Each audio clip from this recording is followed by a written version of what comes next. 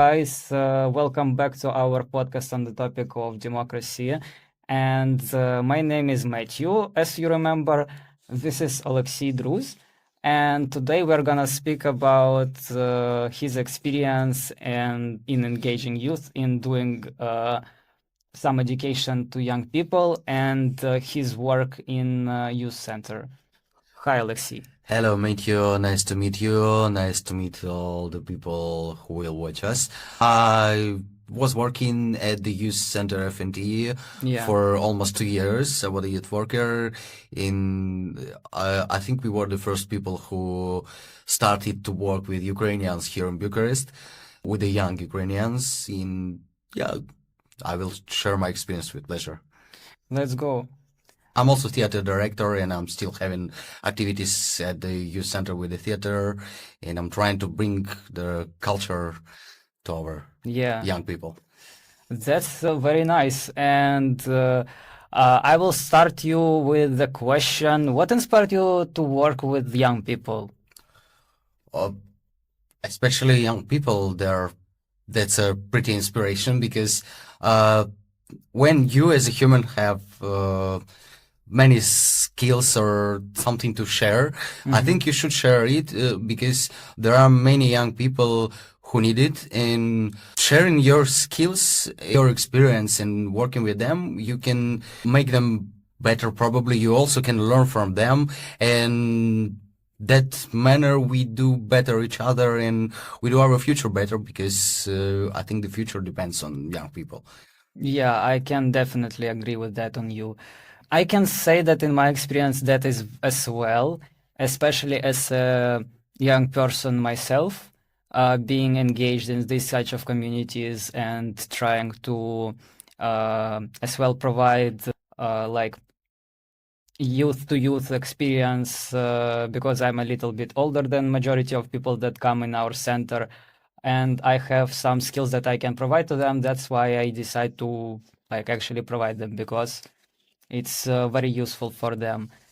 About your experience, how can you describe the political engagement of youth with which you worked? Well, we didn't really work in that field with them regarding the political engagement, let's say, but because most people with whom we work, they are Ukrainians, and they're not eligible to be a part of political life here in Romania. But at the same time, we had some projects here with all the youth from the Europe, with the students from different countries, and also with Romanians. And I think the job we done is the job regarding human rights workshops, any workshop or activity you do regarding the human rights, it has some really impact on them for the future because they grow up on that topics, and then in future they could have their voice here in Europe as well, because I think this time will come at some point. But I would like to ask, how do you think are the young people in at least our community or people that you know, are they actually engaged in being aware of political stuff going on? So what do you think? Are they actually want to know? Do they have interest in this topic? I have two sides about it because I mostly worked with Ukrainian youth. I don't really think they are related to the topic and they are really interested. They weren't really interested before 2022, but probably now their interest is higher, but not really because they taking care in their mind, of course, about the global things, probably about the things going on in their countries. But for my opinion, it should be more local because we should start from ourselves. And they, unfortunately, still don't understand that the whole political life in their city, country, and globally depends on each person who take actions. And when everyone will understand that, I think we could do better and we really can do more. And almost the same level here in Romania, probably they know more about the political life here because they grew up in European Union. They're having more workshops in topics at schools, at universities regarding that, but still it's not enough for them as well. I mean, I can relate to that as well, especially the Ukrainian part, because, I mean, if we speak about people like our participants in the center that still going to the center right now, for majority of them were like, I don't know, 15 or 16 when they came here 2 years ago. And a lot of these people, they are not even study law in schools. They only start to study law, but they don't really know how this connects to the big changes in their local society, in their region society, in the country society as well. The problem is the law lessons at schools as well, because unfortunately, they don't teach us about the reality, how the things are going. We just learn about some legislation and stuff in our country, and they are not interested to learn that subject because they don't understand how it's connected to reality. And as a person that had to overcome some of my misconception about politics and stuff like that, which we will talk about a bit later, as well, I can say that, majority of young people, at least at my generation, at like exactly my age, maybe 1 years younger, older, we were primarily just receiving information about our politics through, I don't know, Quartal 95. And we really didn't, or in some of the television shows that, for example, our grandmas watched, and it wasn't very interesting, and we were just waiting for they to finish that stuff and to watch finally cartoons somewhere. So, and why do you think it is important for young people to be politically engaged? Because of that, I think I have already told. They should learn something about it. Not only learn, the problem is it's good and it's important for them to be interested in that topics.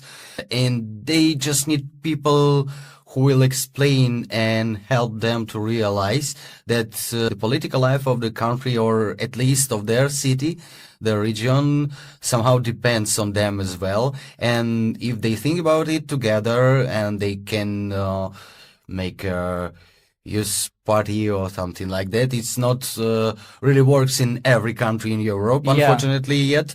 But for example, in Germany, they have really political seats, like in the, I don't know how that's called in Germany, with the ministers and so on, with deputies. Maybe parliament. I think it's probably parliament there as well, but they have youth party and youth seats in the parliament. And I think this should be in every country. But to make that happen, the youth voices should be loud to make government change something. I'm completely agree about that. At the point that, for example, young people usually tend to misunderstand, at least I can say about Ukraine as well, misunderstand that, I'm the only person in 40 million people country. It's I'm like nothing. And every other young person thinks like something like that. And at that point, a lot of their voices, they just shut down and they are not actually doing something. They are not even speaking about this.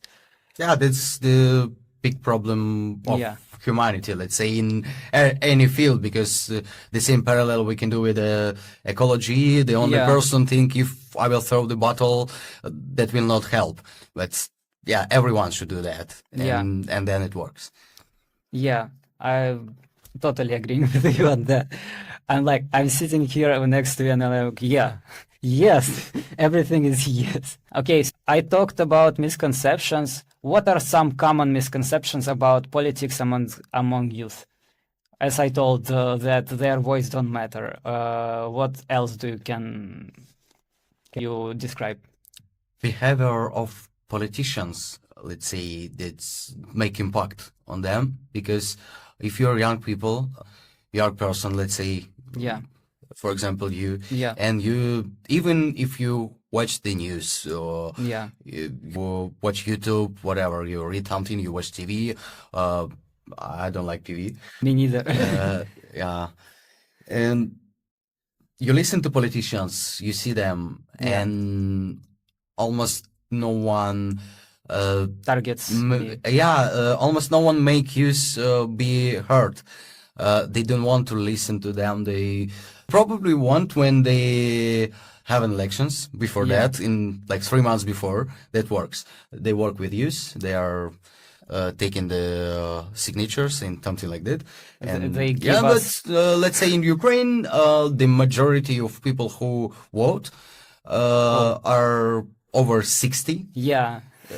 Unfortunately, and their target is that those people. Yeah. With some humanitarian help for them. Yeah. Humanitarian help. That's it. Yeah. But they don't want to bring youth people to have their voice there and to be heard, because youth people, they are young, at least, and they should on the one hand, that's good to have young voices, but they should be educated before. Now, if you will pick anyone and give them the power, that doesn't work. Yeah, I know. They could do strange things, and the people from the parliament or politicians, they don't want to be kicked by the young people. Yeah. Because most of them are already over 50. Yeah. There are some exceptions, but in general. Yeah. I'm completely with that as well. And also we had a session about about lowering the voice of the age of voting, and we discussed about that in the terms that, for example, I think it would be effective to actually allow, for example, 16-year-olds to vote, but the problem is that we need to have them being educated and have knowledge, have skill set, and as well be critically thinking persons to actually be engaged in politics in the most efficient way to the country and to their own future. Because, for example, if I will allow without context of war, if I will allow right now for every young person starting from 16 to vote in Ukraine, we can imagine only the consequences, because a lot of, again, young people are uneducated on that, and all their education is put on the shoulders of their parents. Of course, it also depends on parents. I think if we're talking about teens' education in that field, their parents should be educated as well. Not really about the political stuff in the country, but how to explain and how to teach their kids to be eligible to do that. And I think if we are talking about 16 years old people, they will be divided into two camps. While the half of them don't care about the elections at all, I think, because we still have people who are at their 20s, they don't care. I know. And the half of them will do the strange things because of their own, I don't know, mentality, emotions today. Because there are kind of people who they can think something today at one point, and after 3 days they think in another way, opposite direction. That could be even, and that's really complicated for them, because even if you are 18, Yeah. there must be, okay, we are not talking about the people who really understand what they do and what they need in future, because there are some people, but there are really little number of them. Yeah. They are becoming the youth voices, they becoming youth leaders and so on. There are not many people like this, but the most of people at their 18s, they don't really know and understand what to do next and who will they be in the future. I remember myself in that age. Yeah? I remember myself now. When I was 18, I didn't know what I want to do. And okay, I came to university and something like that. I just choose something which is good. But I had no idea what will I do then. That should be, like, there are some countries, I think, or at least I know one, where it's 21. Yeah. The people from 21 can do anything and they are not minors anymore. And I think it, in some ways, it's good because not really age, because that's not about the age. Yeah, it's about the maturity level. Because when you choose the people over 21, you're more, you know that most of them probably know what they do. The more number of people know. But I think for sure there are some 16 years old people who can do that as well. Yeah, the same goes with me. But I literally had discussion with some of my friends at the time when I was 19 and I was voting for local elections in Ukraine. And I remember myself being 17. When I was 17, I was actually trying to get a good choice, and as well I did for the local elections when I actually could to vote. And the majority of them just would vote for the previous one that were head of the city. And not really because of good reasons, because they just see what you told, the humanitarian stuff that politicians do before the campaign. Or, for example, they decide to put more roads. And it's called a day because they did something, but they don't compare it to actual needs of the city stuff like that. We just need to have actually responsible people that are, again, educated and critically thinking. Yeah, somehow the people who are minors, I mean, mostly to the kids, they are similar to people who are over 60 or 70. Yes, it's just that's like same. A mirror. It's a mirror, but at the same point, we can see that actually the middle generation, the people who are now adults, some of them as well uneducated because they weren't given any education from their parents, which are the persons that are 60 and over. And we just see this continuous link in between the generations, and only adult people, they started to actually care about this. They started to care about politics. They started to care about this on every level. Not all of them, but they started. Starting from yourself, starting to your local community, starting to your city community, continuing to the region community, and again to the country as well. But for now, we still in the beginning of this change, of this shift. That's really beginning. Yeah. What are some effective ways for young people to stay informed about current political events? Informed, and also, be actually informed correctly than with fake news. To stay informed, the point we were talking about. Yeah. To be interested to be informed. Yeah. That's a problem, because if they don't want to be informed, they cannot be informed. And but at the same time, they will be informed, unfortunately, from their sources which are not really good to be informed by them. Because even if you don't want to know anything about it, you will hear, you will see some news, you will see some fakes.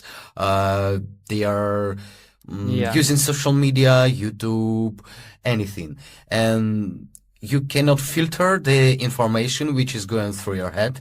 Yeah. And it will be there something. They will hear something, they will take part of something there, and we don't know what the effect of that will come.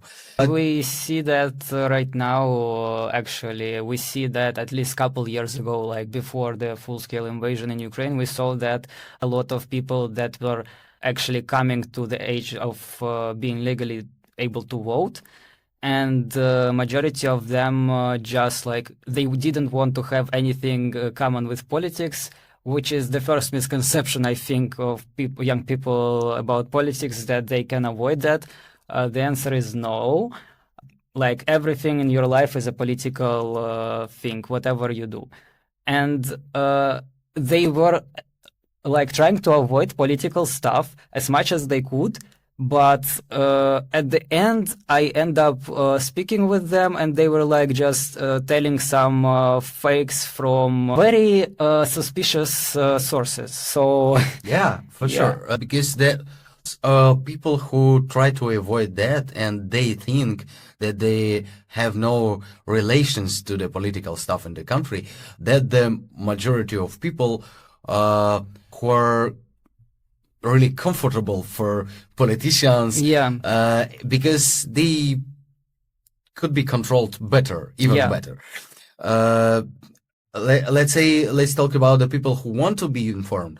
Of course, they should filter the information. They should, if we are talking about social media, they should follow like neutral channels, let's say, or just filter what they see, what they listen, or to watch different sources and compare one to another. Let's say how I'm doing. I'm watching different sources, even from different countries, and I can watch the news from Romania, from United States, and then I'm comparing the facts and to make your own decision on that facts. But if you are just looking for some local stuff, watching the local stuff, or the channel who are telling you what they want, and you just agree with that, that doesn't work. Another way is to have such kind of youth center we have, and other NGOs, organizations who help with that, and where young people can come and be informed and educated more. Because if we would have more places where people can be informed and educated, and we grow them up to be interested in being informed for that, I think that will work. Yeah. It was answer to like multiple questions that I haven't here. No, it's good. It's great.